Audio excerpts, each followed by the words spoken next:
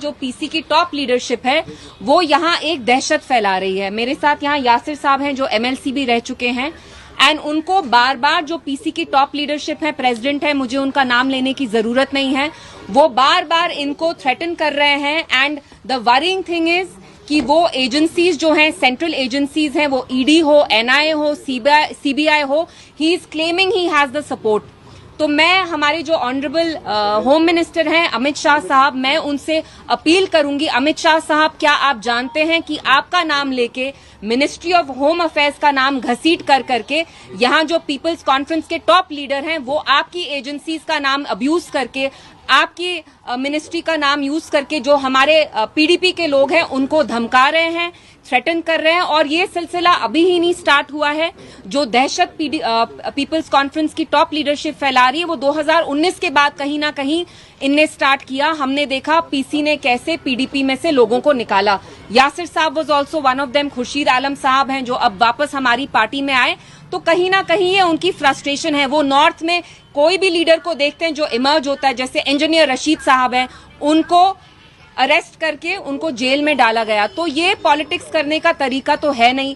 अगर आप पीडीपी का सामना करना चाहते हैं तो आप by the power of dialogue करिए, by the power of ballot करिए। आप हमें बैलेट में हराइए तब हम मानेंगे।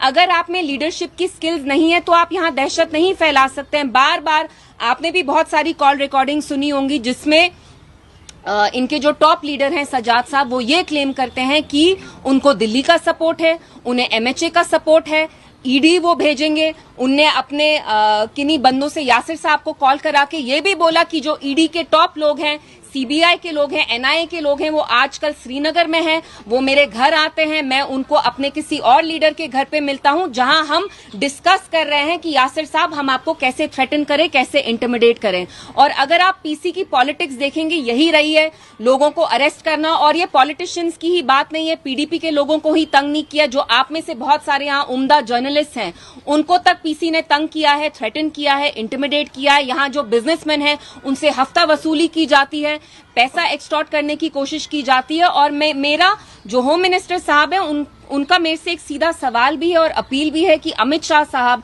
क्या आप जानते हैं कि रेगुलरली आपका नाम यहाँ इस्तेमाल किया जाता है बाय द पीपल्स कॉन्फ्रेंस। वो आपका नाम लेके हमारे लोगों को तंग करते हैं, डराते हैं, धमकाते हैं, एक दहशत फैला रहे हैं। कहते हैं हमारी जेब में ईडी है, हमारी जेब में अमित शाह साहब है, एनआईए है, अमित शाह साहब इज ऑन बोर्ड। एंड वो आपका नाम इस्तेमाल कर करके बार बार, एंड ये जो गाली गलोच का जो अब चल रहा है, सुबह से मैं भी कुछ देख रही हूँ, वो हम सबको डिस्ट्रैक्ट करना चाहते हैं। जो बड़े बड़े मुद्दे हो, 370 हो, जम्मू कश्मीर का स्पेशल स्टेटस हो, आप खुद देखिए जम्मू कश्मीर की सियासत को, हमारी राजनीति को ये बिल्कुल गटर में ला रहे हैं। This is a gutter level of politics, which is why मैं आपके पास यहाँ आके, और मैं पीसी की जो लीडरशिप है, जो अपने आप को लीडर समझते हैं लेकिन वो जो असली में कर रहे हैं वो गुंडागर्दी ही है।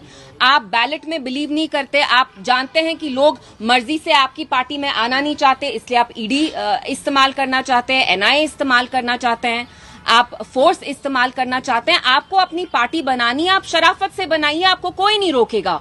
और मेरा उनसे यही मैसेज है कि 2019 के बाद लगातार जो आपने पीडीपी को तोड़ने की कोशिश की, महबूबा जी को आप उनका नाम साली करने की कोशिश करते हैं, हमारे मुंह में यहाँ दही नहीं जमा हुआ है। अगर आप ये गंदी कोशिशें करते रहेंगे तो हम भी यहाँ हैं, चट्टान की तरह खड़े होके आपके साथ हम आपका मुकाबला करेंगे।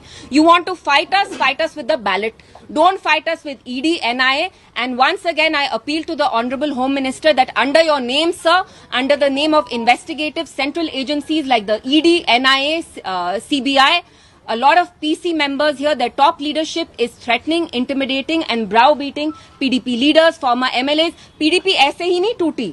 जो आधे से ज्यादा लोग पीडीपी के पीसी में गए, बाकी मुख्तलिफ प्रॉक्सी पार्टीज में गए, उनने भी ईडी, एनआईए, सीबीआई का इस्तेमाल किया। तो मैं अमित शाह साहब से ये भी कहना चाहूंगी कि अमित शाह साहब, हम यहाँ सियासत करते हैं, बहुत मुश्किल काम है, हम लोगों के हकूक के लिए लड़ रहे हैं। अगर उसमें यहाँ कोई गंदी राजनीति इंट्रोड्यूस करता है, दहशत इंट्रोड्यूस करता है, आप उनके अगेंस्ट प्लीज सख्त से सख्त कार्रवाई करिए।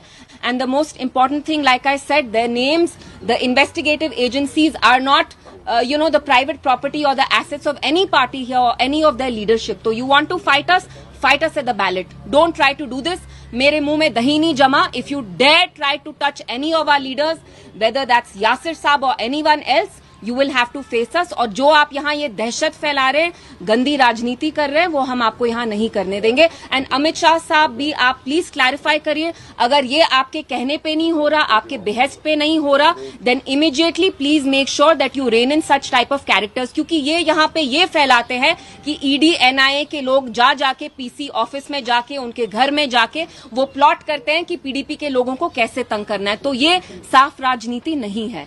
We are fighting for people who are booked under ASPA, who are languishing in jails. They deserve dignity. They deserve clean politics. They don't deserve this murky, dirty kind of politics जो यहाँ कुछ लोग practice कर रहे हैं.